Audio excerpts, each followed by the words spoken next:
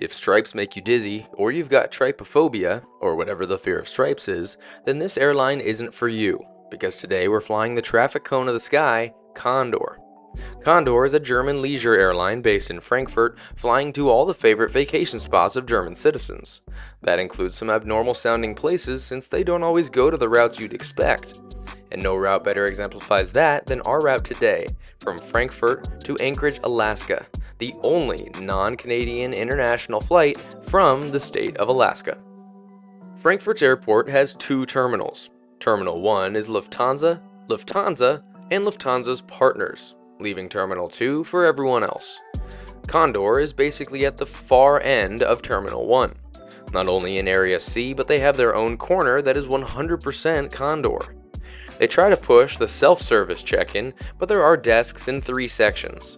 They have economy and business class separated, which is nice, except that they have one last section for US flights that we had to go through in order to get a document check completed.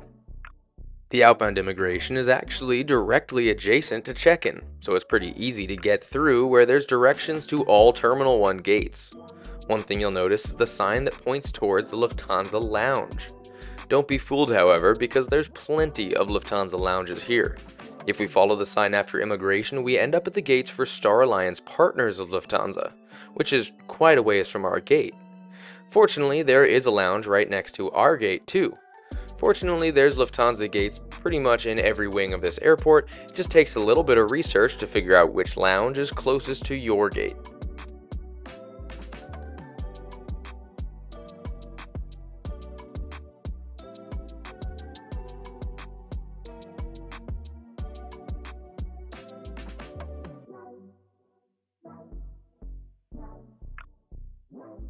What I will say about Frankfurt Airport is it feels like wherever you need to go is a 10K walk from where you currently are. It does, however, make for some pretty good plane spotting. Fortunately, Lufthansa's fleet still has some of those old aircraft that aren't found around the world, like A340s and 747s. It also gave us some good view of Lufthansa's partners and plenty of Condor aircraft. Fun seeing the stripes in all the different colors. The Lufthansa lounges at the end of the wings of gates are basically just a big circle. Along the outside is a bunch of seating. These lounges, especially the ones by the Lufthansa gates, can get very crowded, but I do appreciate the variety of seating. Privacy isn't necessarily the best, but there are plenty of options from single seats to groups as big as you need by joining some tables. Across from the seats, along the other wall, is the food. There's a few sections, such as the first one, which is the soft drink and water options. Next is the desserts, which is when I realized that I was doing this thing in the wrong order. Then is the alcohol and self-serve bar. And lastly, or I guess firstly per the intended order, is the main course options.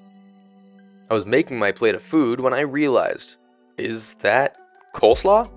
And wings and corn? And Texas barbecue sauce? Did Germany just out America? I mean, look at this plate with a bonus Corona. By looking at this, you could think I'm in South Texas. I ain't never seen anything like this, even in a US-based lounge, but I am here for it. Last stop for me was the shower suites. They aren't the biggest or nicest shower suites in the world, but darn it, I'm just happy whenever a lounge has showers. The weirdest part was the faucet in the shower. You push the knob in to get the water flowing, it flowed for about 30 seconds and then shut off, kinda like a sink. First time I've seen a shower of that style. I dig the concept, but kinda strange in practice. Conveniently enough, our gate, which was switched a million times, was now located right outside the lounge. Every passenger needed their documents checked, so for those who didn't do it at check-in, possibly because they were on a connecting flight, had to do that now. It definitely slowed down our boarding as we waited for everyone's documents to be checked first, and there was a few people that weren't allowed to board because they lacked a return flight to validate their ESTA. We were told to line up on one side, and I was second in line to board, just for them to change sides, which is fine, except it makes it a bit tougher to film shots of the cabin. The flight was already delayed an hour, and once we reached our new departure time, it was finally time to board. Welcome on board Condor's A330neo business class cabin. There's stripes on the outside, there's stripes on the inside, and I wouldn't be surprised if they somehow managed to put stripes inside the wall. The cabin is the first time Condor installed fully lie-flat seats with aisle access for everyone. In a 1-2-1 setup, they finally matched the industry standard and did so while using the absolutely gorgeous mixture of navy blue with chestnut-colored fake wood accents. Not only that, but in the first row, since there's no seat in front of you, the seats are significantly larger with much more space. This is where we will be sitting today, and I'm super excited to share it with y'all for only the extra charge of $300 on top of the base fare for the larger space. So, let's look around. There is an adjustable headrest, of course, with stripes, but then the rest of the seat is a bit firm, but I found it to be plenty wide enough. The reading light is over your shoulder on the aisle side and is connected to the larger counter space with plenty of extra storage, including a shelf with a little lip to hold things in, plus a hook for the headset. The counter is below that and is plenty large enough for whatever you need to do, and also has the plugs and seatback TV remote with trackpad. Helpful since the TV isn't actually touchscreen. On the inner edge of the counter is the seat controls. I do wish there was individual controls for the leg rest, but at least there's a few presets. One thing I will say about the suite is that it is fairly open. The offset isn't the best in the world, so it's just a bit more open than most. The nice thing is that the suite is so large that the footrest is also a second seat. In cruise only, you can have a passenger come join you here, just not for taxi, takeoff, or landing. Along the aisle is a little counter, which was a bit far, I'm assuming, unless you've got a seatmate over there. Below that is a now unused literature pocket and a small cubby. I found this to be the best place to store my shoes in flight, being just a bit small, so at least Converse or bendy. The TV is in front of you, and it is far, so I guess it makes sense why it isn't a touchscreen. Then on the other side of the TV is the tray table, kinda awkwardly against the wall, but with the push of a button it slides out on a track and then folds down. I found it plenty large, but I feel that it would be a bit tight if you do use the ottoman as another seat during mealtime. There's 2 windows at the seat, although the German sun was absolutely baking me. So I tried to keep them shut as much as possible, especially due to the lack of individual air vents overhead. As for the amenities, there was a water bottle at each seat, and then I opted for a pre-departure Champers in a Condor business class glass. Then my favorite style of headphones used on other carriers as well, such as SAS and Air Callan. We also got these striped slippers. They weren't the most comfortable, but they definitely worked, and they paired very well with the pajamas we got at the seat that came in different sizes and were super comfortable. The bedding included a few parts. First was a great sized pillow despite being a little thin for my taste, along with a blanket which was also a bit thin. The best part, however, is a mattress pad, something they didn't have until being introduced in mid-2023. There was amenity kits in these recycled paper pouches. I love to reuse my amenity kits, but I'm also aware that the large majority does not, so I'm glad to see airlines using these compostable options as well. There's more stripes inside, and the Rituals amenities were very nice, especially the bonus face mist we got for some reason. They also left a note that earplugs were available on request so as not to waste anything that would go unused. We also got this incredible cooler bag. It's a tote of sorts, and I will for sure find a way to use it once I get home. But that's not even the best part. Here is a customs form that we got for arrival. Ain't that sweet? From what I noticed looking around at the seats within eyeshot is that some of these amenities weren't offered to everyone. It looked like the first row extra cost seats were the only people who got mattress pads, pajamas, and the cooler bag, so the cost is already beginning to justify itself. Condor is what we know as a leisure or vacation airline. Vacation airlines separate their strategy based on the product they offer and the destinations they serve. Typically, their cabins aren't quite as nice as flagship carriers, and their structure doesn't work as well for frequent travelers since they don't target the business travelers and routes, which is reflected in their cabins. Look at the contrast between Swiss and Edelweiss, for example, or Air Canada and Air Transat. Condor, however, kind of revolutionized the leisure airline concept. In 1955, Condor was launched mostly by cargo companies, but with a minority share owned by Lufthansa. Their first flight was a pilgrimage flight to the so-called Holy Land. They then committed to becoming a tourist-oriented airline, announcing flights to Mallorca and the Canary Islands. In the 60s, Lufthansa bought out the rest of the shares, making Condor a wholly owned airline now. Also in the 60s, they expanded to their first ever long-haul routes to meet the common German vacation spots at the time. Places like the Dominican Republic, Thailand, Sri Lanka, and Kenya. To help their long-haul network in the 70s, Condor became the first leisure airline to fly the 747, adding to their all-Boeing fleet on top of 707s and 727s. In the 90s, they continued their string of firsts by being the first leisure airline to offer a premium cabin with their wildly successful premium economy, and later on, business class. They were actually the launch customer for the 757-300 to add medium-haul routes with a premium cabin, considering the other narrow bodies were all economy setups. Starting in 2000, Lufthansa began shedding its shares of Condor, being picked up by another leisure carrier, Thomas Cook. With goals of growing a North American network, they partnered with North American low-cost leisure carriers WestJet and Volaris for more connections on arrival.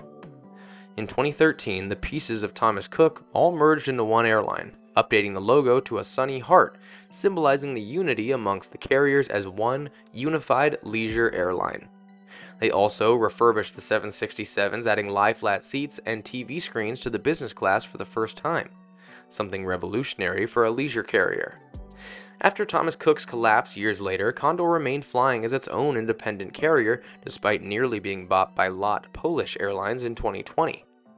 In 2021, a private capital firm took over the majority share of Condor with the goal of modernizing the airline. They placed an order for A330neos and redesigned the logo, including the stripes that we see now. The first of these A330neos arrived in the last week of 2022 with a flight to Mauritius. Now they've got 49 aircraft, with the 757s being the last of the Boeing fleet after the 767s were retired, although they did once have the highest time airliner in the world. Airbus takes the rest with A320s and 21s, and the A330neo now being the only wide-body. This allows them to not only reach their destinations in Europe and Western Asia, but also connecting to a number of markets that Lufthansa and other carriers have avoided simply because there isn't enough consistency with too many leisure travelers. Places like Antigua, Barbados, Cuba, Dominican Republic, Grenada, Jamaica, Trinidad, Seychelles, Maldives, San Antonio, Halifax, and Anchorage.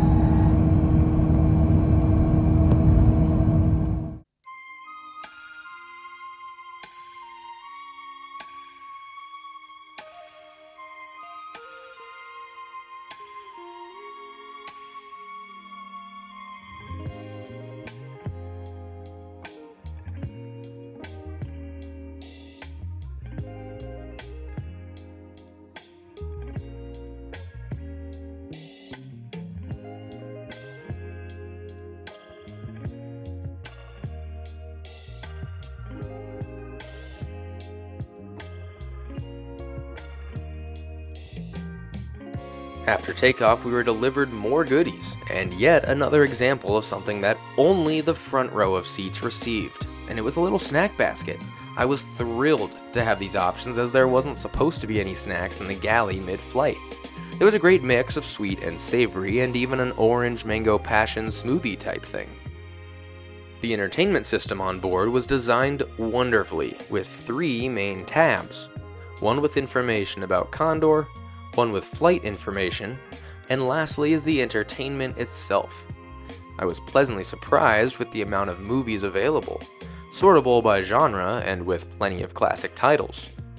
The TV shows have tons of titles as well, although honestly most of it was German cartoons. There's a few familiar favorites, but unfortunately only came with a few episodes of each, not full seasons. The only thing I'll say is that I quite like these remotes that control the screen with a touchpad, but I do know some people that 100% despise them. One of my favorite perks is that the screens have the most current technology, such as Bluetooth connectivity, so that if you have your own headphones that you'd prefer, you can connect them to the TV. The aircraft also has Wi-Fi on it. Connection is easy with the QR code on the connectivity tab of the seatback screen. Then you can purchase a messaging plan for €7 or full flight Wi-Fi for €20. But not for us. For the front row only, we got these Wi-Fi passes for free, full flight Wi-Fi. The only drawback is that it was slow. I mean, it would take a couple minutes just to load an Instagram post. Also, this route exists almost entirely in an outage area because of how far north we are, something that almost all other routes don't have to worry about. No matter though, because it's free, proving another reason why these front row seats are worth a couple $100 extra. We did get a menu for the flight with pages in German and English, highlighting our 2 meals. The timing's a bit odd since we departed at 3 p.m., or at least scheduled for 3 p.m. We actually took off at 5 p.m., and then arrived shortly before that. We're scheduled for a lunch service after departure and a dinner service before arrival, plus obviously the pages of the wine selections in the back, which are all from Europe. Then it was time for that lunch meal. They set up the tablecloths and served us soft drinks and nuts. For the starter, there was a few plates, including a green sauce tartlet, mushroom marinated beef, tuna with sesame and a mango celery salad, and a green salad. They also gave us a bell pepper cream cheese dip, cheese plate, and choice of breads. And since we left from Germany, I didn't want a pretzel, but I felt like the pretzel roll was on brand enough. I chose the chicken for the main course, which came with an orzo risone, mixed vegetables and pesto on the side of that. It wasn't the best thing in the world, but at least the chicken wasn't all that dry like most airlines.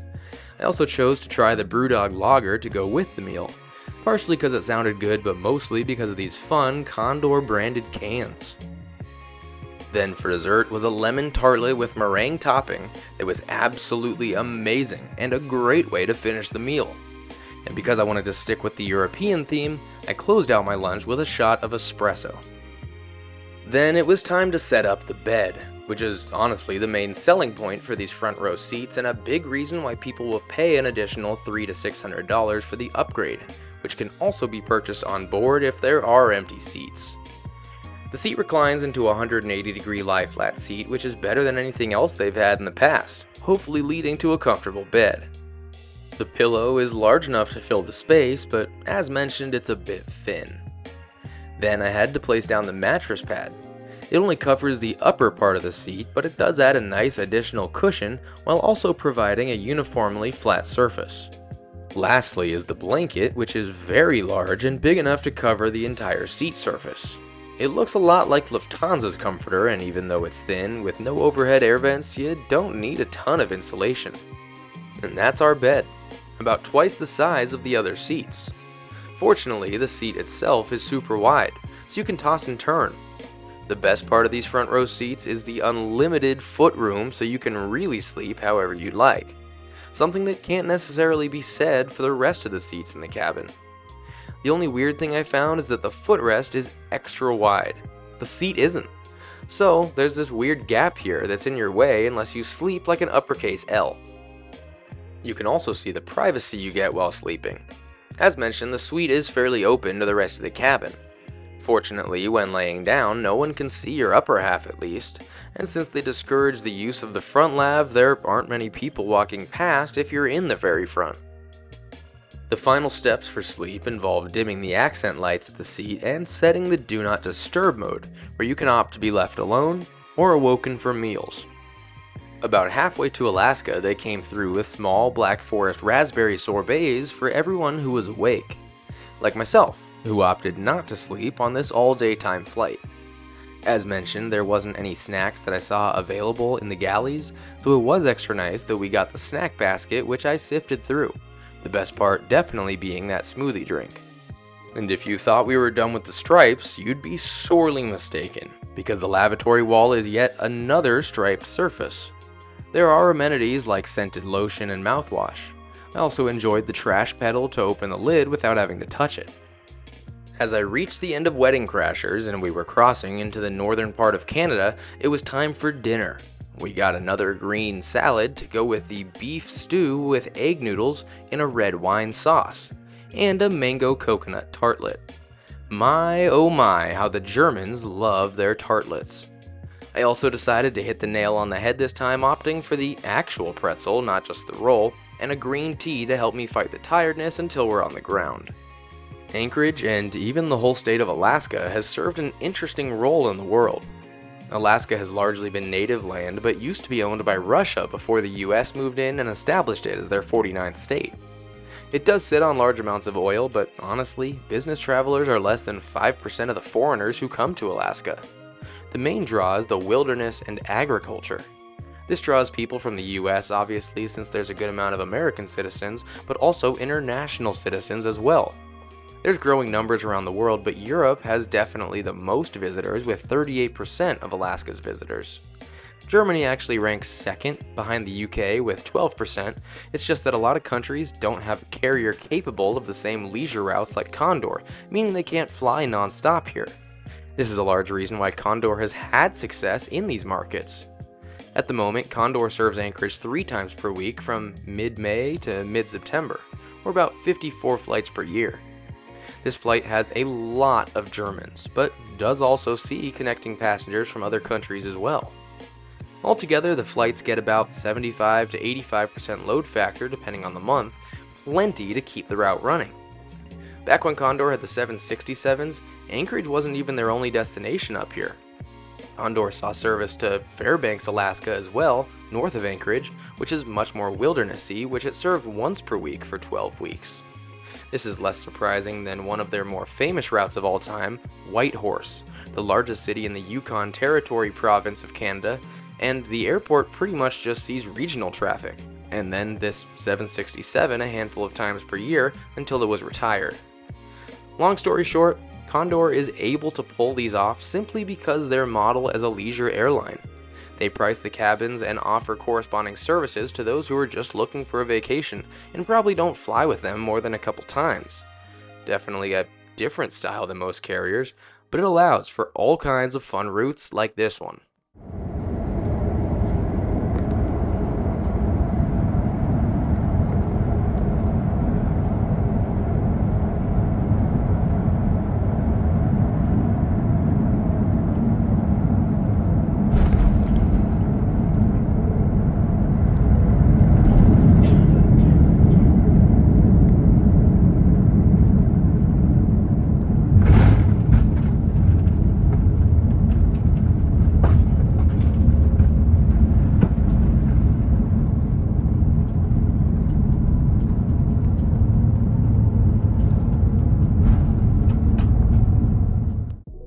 Welcome to Anchorage, and congrats on time traveling. Frankfurt to Anchorage is an example of a flight that lands before it takes off, just due to the time change in flight length. It was a big bummer to have such an extensive overcast layer, so you all have to trust me in the fact that we flew right over Fairbanks and Denali, the highest peak in North America, and definitely not Mount McKinley unless you want to frustrate a local. We've officially landed on the longest commercial flight from the state of Alaska, which has some of the world's most beautiful landscape, so it is a bummer that we had that overcast layer crossing over the Aleutians. North American versus European carriers will be a topic of discussion forever. In the last couple years, I've chosen the North American carriers over European ones, with a few exceptions. I loved my flight with SAS and TAP Portugal, for example. The only German carrier I've flown with is Lufthansa, and while efficient, it's not my favorite. Condor, however, gives me new hope and more options when traveling to or through Europe. I do like that Condor has its own check-in area. It may not be the flashiest, but neither's Lufthansa's, and Frankfurt's their main hub. I do wish they could get a lounge of their own. German style isn't my favorite, admittedly, but I feel like the Lufthansa lounges look a bit outdated. And with Condor's great design on board, I'd love to see what kind of a lounge they could come up with. Speaking of on board, I find the look of the business class to be incredible. The consistency of the stripes can get a bit dizzying, but overall I love it. The blue and faux wood makes one of the best looking cabins I've ever seen. I do think that a lot of European carriers water down their business class to drive people towards their still operating first class. I think Condor succeeds by instead perfecting their business class, where there are holes, but overall is still one of the better products flying across the Atlantic. The soft product is a bit varying. I think that honestly my favorite parts are the ones I only got because of being in the front row. The snack basket, mattress pad, cooling bag, and PJs. Which again, I don't think others got since I couldn't see them anywhere else, but I might be mistaken there. The other amenities were alright. I thought the meals and amenity kits were much weaker products, but still great to have. I do like that Condor has unlocked a ton of new markets, however, that aren't achievable by larger carriers, and it's why I chose to fly to Anchorage rather than directly home to San Francisco, even if the route is also served by Discover Airlines as well. It's also at a great cost. For example, this flight cost roughly $1,700 plus about $300 for the upgraded seat. For contrast, their German counterpart Lufthansa doesn't fly to Anchorage, but does fly to other cities in the western US all over $4,000 for a 232 setup on the 747. So basically, I paid less than half the cost for a far superior product. What do you think about Condor though? Not only that, but would you pay a little bit extra for these front row seats? Let me know in the comments below, and until next Sunday, safe travels. I'll see y'all next time.